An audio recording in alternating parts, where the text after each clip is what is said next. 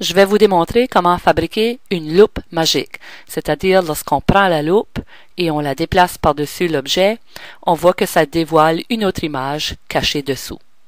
Alors, ça peut faire l'objet d'un jeu qui suis-je, ou bien encore mieux, d'une image réelle. Par exemple, on pourrait prendre la photo de la ville de Fredericton avant l'inondation et la superposer par-dessus la photo de la ville de Fredericton après l'inondation et prendre une image comme la loupe pour dévoiler les différences. Alors, voici les étapes pour créer cette loupe magique.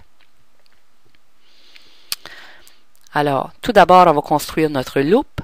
Alors, pour faire cela, je clique sur l'outil stylo, mais avec un clic droit. Et puis là, je vais choisir une loupe carrée. Vous pourriez choisir une loupe circulaire aussi, peu importe. Alors, voici la grandeur de ma loupe. Par après, est-ce que je peux colorer la loupe? Alors, je vais tout simplement aller chercher mon pot et puis choisir une couleur. Voilà. Maintenant, je vais prendre la gomme à effacer et puis je vais essayer de choisir une grosseur d'une manière à ce que ça va cacher presque l'intérieur de ma loupe. Allons voir. Peut-être un peu plus grosse. 75, on va essayer ça. Ça m'a l'air d'une bonne grosseur. Alors, je clique une fois dans le milieu et puis ça va effacer l'intérieur de mon carré rouge. Bon, maintenant je vais dessiner un autre carré autour de l'effacement, mais à l'intérieur de mon cadre bleu.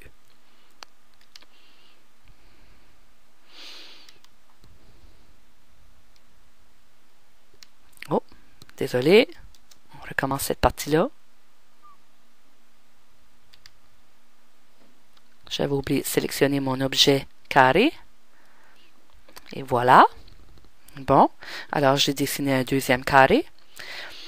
Maintenant, je vais tout simplement me dessiner une manche. Voilà la manche pour ma loupe. Bon, maintenant, je vais aller chercher mon pointeur. Et puis, je vais enlever le fond du premier carré rouge que j'ai dessiné. Alors, ça serait ce carré-là. Et j'appuie sur Supprime. Et voilà, ma loupe est maintenant créée. Maintenant, ça consiste à différentes images. Alors, je vais tout simplement sélectionner. Et je vais le grouper. Oh, je vais la monter un peu. Et ça, c'est le symbole pour grouper.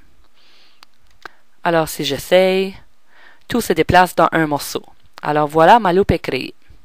Je vais la tasser d'un côté. J'ai plus besoin de ceci. Bon, là, maintenant, c'est le temps d'aller chercher les deux images. Alors, l'image qui va être dessous et l'image qui va superposer mon image de dessous. Alors, pour ce faire, je vais aller dans la bibliothèque.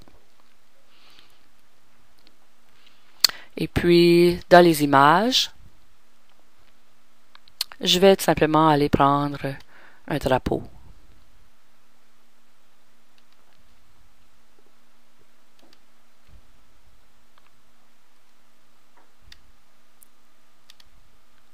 Bon, je vais le grossir un peu pour que mon jeu de devinette soit au moins un petit défi. Et puis maintenant, je vais aller dans mes formes partagées. Et je vais tout simplement aller chercher un gros rectangle. Et je vais le placer par-dessus mon image de sorte que ça cache l'image au complet. Bon, si vous n'aimez pas le noir, vous pouvez le colorer. Peu importe. Eh bien, maintenant, il faut aller dans les propriétés pour définir l'arrière-plan et l'avant-plan.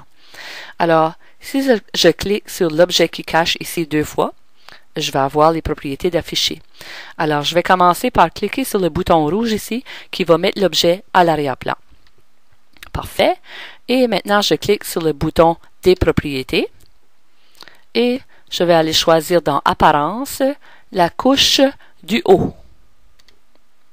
Et voilà, on clique sur OK. Maintenant, je vais aller chercher mon image qui se cache en arrière. Un clic deux fois pour aller dans ses propriétés. Toujours ici, le crochet rouge. Et puis, je vais aller chercher dans Apparence la couche du bas. Voilà, maintenant, je vais cacher mon image. Et on va aller essayer pour voir si la loupe magique fonctionne. Et voilà, ça dévoile l'image qui est cachée derrière mon gros rectangle vert. Alors, c'était Jocelyne Beau qui vous démontrait comment créer une loupe magique.